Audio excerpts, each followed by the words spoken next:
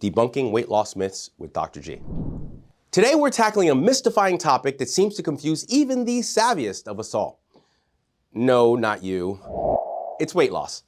There are so many myths out there to confuse us, making it difficult to make a plan of action at times, or even just a decision on what's true or not.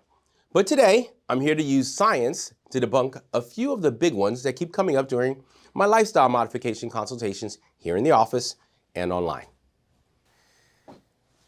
Welcome back to the channel, where I break down complex medical concepts and make them easy to understand so you can make better informed medical decisions for yourself and for your family. My name is Dr. G, and I'm an internal medicine physician in Hollywood, Florida, and I'm also your go-to expert on healthy lifestyle modifications and patient education through evidence-based information. Before we get started, do yourself a favor and check out the link in the description below for a very special free offer from me. 48 hours of free access to my exclusive online community dedicated to supporting lifestyle changes of all kinds. For a limited time, you can get VIP access to my online community to see if it could benefit you and give you a supportive lifestyle change community in a safe space moderated by myself and my coaches. It's on me, so why not check it out? Now that that's out of the way, let's get into these myths. Myth number one, all calories are equal. All right, let's kick things off with this one. All calories are equal. Now, technically a calorie is just a unit of energy, but the effect on our bodies can vary dramatically depending on where it's coming from. For example, a 200 calorie portion of nuts has a very different effect on your body compared to 200 calories from a sugary soda. Whole foods high in protein or fiber, like those nuts, take longer to digest and help you feel fuller. Meanwhile, that sugary soda spikes your blood sugar suddenly and then drops it, often leading to more cravings, not to mention spiking insulin levels, which can lead to insulin resistance. So yes, calories measure energy, but their impact goes well beyond that number on the package that you're looking at, those cookies. Resist the urge. Next up, the classic myth, you can out-exercise a bad diet. Says no one ever. Actually, what I hear from patients is, I am so active all day and my job is so physical, I can eat whatever I want, right, doc? Trust me, we've all tried this at some point, thinking I can just run an extra mile tomorrow, but it doesn't work that way. No question, exercise is crucial for health and helps with weight management, but nutrition quality is key. Here's why. Studies show that a balanced diet has a much bigger impact on weight loss than exercise alone. So even if you're working out regularly, eating a balanced diet of whole foods is essential to see real, lasting results. Exercise and nutrition need to work together. For weight loss, maintaining a calorie deficit is essential, which can be achieved by either reducing calorie intake or increasing calorie expenditure, or both. However, it is generally more effective to create this deficit by adjusting your food intake. For instance, you can cut 500 calories from your daily diet more easily than burning an additional 500 calories through exercise. A single high-calorie meal can easily undo an hour or more of intense exercise, making dietary changes a more efficient approach to weight management and also an insanely easy way to stall your weight loss if you do it wrong.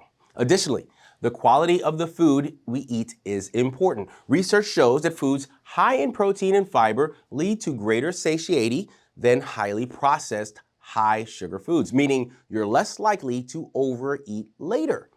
A diet high in whole foods also supports sustained energy and helps regulate hunger hormones like greedy ghrelin and leptin, which are crucial in maintaining a healthy weight.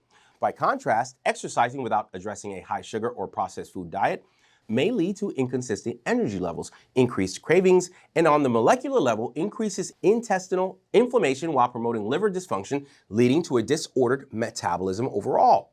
It is true exercise does burn calories, but it has diminishing returns. For example, after intense exercise, some people experience increased hunger, leading to compensatory eating that may offset the calories burned. Moreover, the body adjusts its metabolism in response to high activity levels, meaning additional exercise may lead to only marginal increases in calories burned beyond a certain point. And as the body becomes more and more efficient, you are more likely to hit a, you guessed it, A plateau? Yes, a plateau. Oh my God. Yes, plateau time.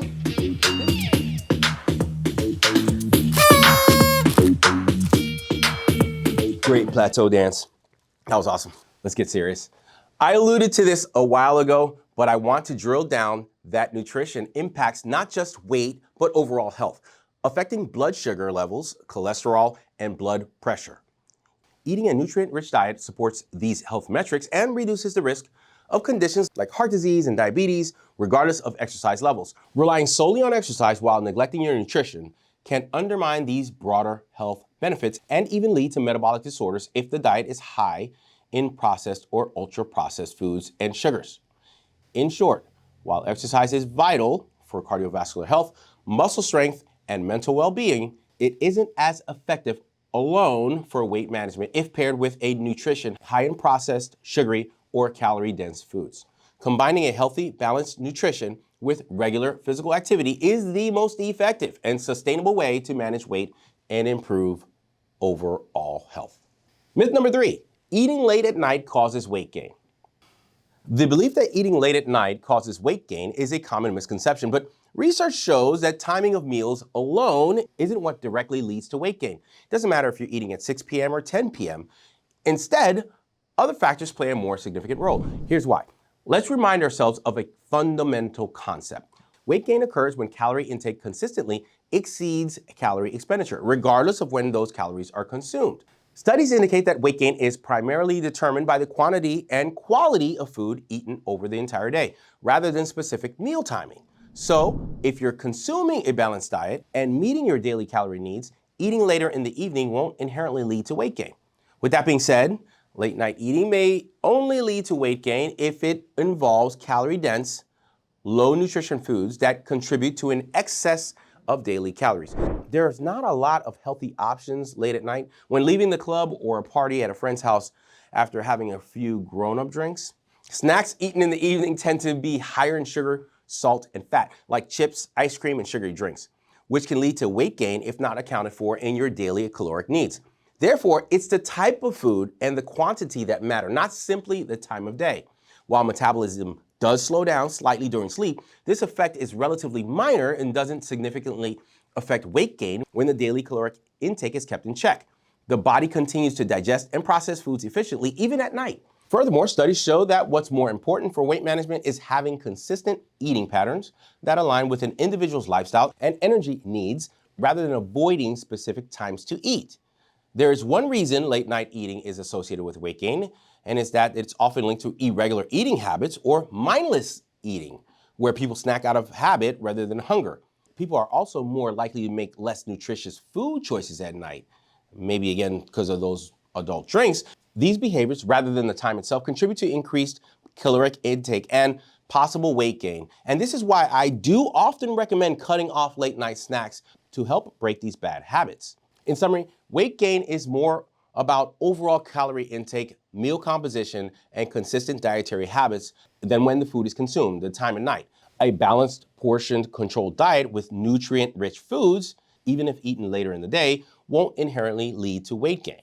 Myth number 4, carbohydrates cause weight gain. Here's a myth that just won't go away. Carbs make you gain weight. Carbs have been unfairly villainized, and it's time that its name is no longer slandered in these weight loss streets, especially by popular diet trends. The idea that carbohydrates inherently cause weight gain is a misconception, as not all carbs are created equal, and effects on weight largely depend on their type, quality, and overall balance within the diet. Carbohydrates come in various forms, including sugars and starches and fiber.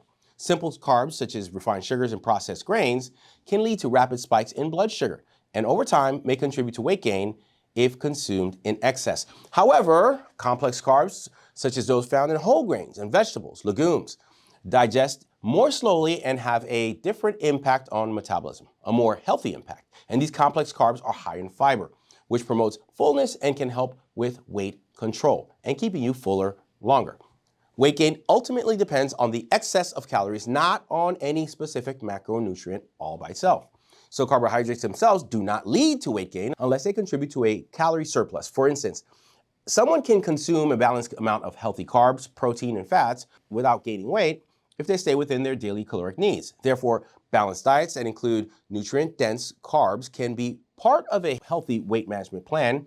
Carbs high in fiber like whole grains, fruits, and vegetables promote satiety and helping prevent overeating, like I said before. So fiber also slows digestion, helps to maintain gut health, and helps regulate blood sugar, reducing hunger and cravings later. Research showed that fiber-rich carbs can actually aid in weight management and improve metabolic health by keeping blood sugar levels more stable and promoting the fullness. Carbohydrate-rich foods, especially the fruits, vegetables, and whole grains, also provide essential vitamins, minerals, and antioxidants. Excluding these carbs from the diet could lead to micronutrient deficiencies, like I said in the previous video, where including these foods support overall health and well-being without directly causing weight gain. Carbohydrates do not inherently lead to weight gain. Let's understand that. Instead, it's the type, portion, and quality of the carbohydrates, as well as the overall balance of the diet that matter. Complex carbs from whole grains should definitely be considered as part of a healthy, balanced diet and even support your weight control. Finally, research shows that excessively limiting or cutting out all carbs, like in some low-carb or ketogenic diets, may lead to initial weight loss, but is often challenging to sustain. When carbs are restricted too severely, people may experience increased cravings and lower energy levels, leading to unsustainable eating patterns over time. A better approach, instead of extremely cutting out your carbs, is to use a moderate, balanced approach, and that supports not only weight management, but also overall wellness. In summary, carbs themselves don't inherently cause weight gain.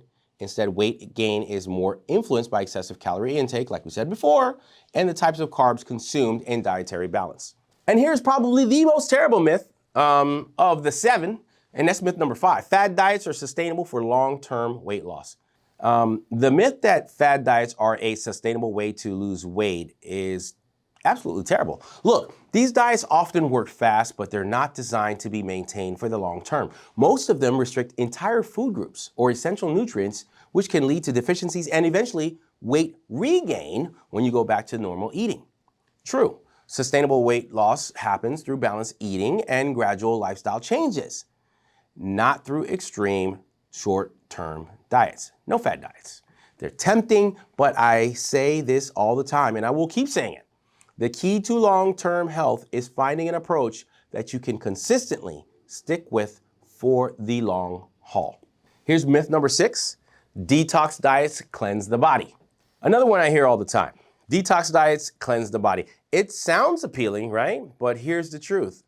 Our bodies already have highly effective detox systems. Your liver, kidneys, and digestive system and are designed to process and eliminate waste. It's much more effective and healthier, honestly, to improve the health of those organs through managing your nutrition and making sure to follow up with your primary care physician frequently to ensure that everything is working in order. Detox diets, which often involve drinking juices or fasting, may provide fewer nutrients than your body actually need to function properly and actually promote dysfunction and problems with your detoxifying system. So rather than investing in detox products, focus on supporting your body's natural detoxification by eating a balanced diet with lots of fruits, vegetables, whole grains, and plenty of water.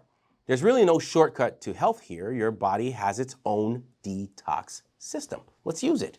And myth number 7, fat-free foods are healthier. Finally, let's talk about fat-free foods. There's a belief that if a food is labeled fat-free, it's just automatically, it must be healthier. But often, fat-free foods have added sugars, salts, or artificial ingredients to make up for the lost flavor when fat is removed.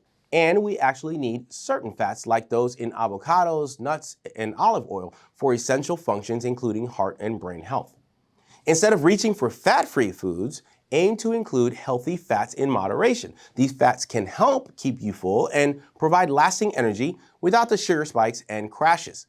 Choosing the right types of fat is far more beneficial than just avoiding fat altogether. Remember, in order to make a food fat-free, that's a process. So it's essentially a processed food, which we're trying to avoid. So there you have it, 7 of the most common myths in weight loss I have had to debunk in my office through the power of science. Remember, healthy weight management isn't about quick fixes or one-size-fits-all rules or magic bullets. It's about balance, consistency, and making sustainable lifestyle changes over time with the help and structure of an overall healthy lifestyle. Thanks again for watching this video, and don't forget to like and subscribe to this channel if you found the video helpful.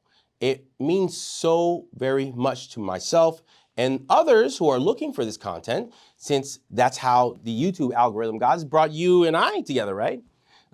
We've grown this channel so much in the last 6 months, and honestly, it's because of you, and I appreciate you so very much. So until the next time, stay informed, stay healthy, and I will see you soon.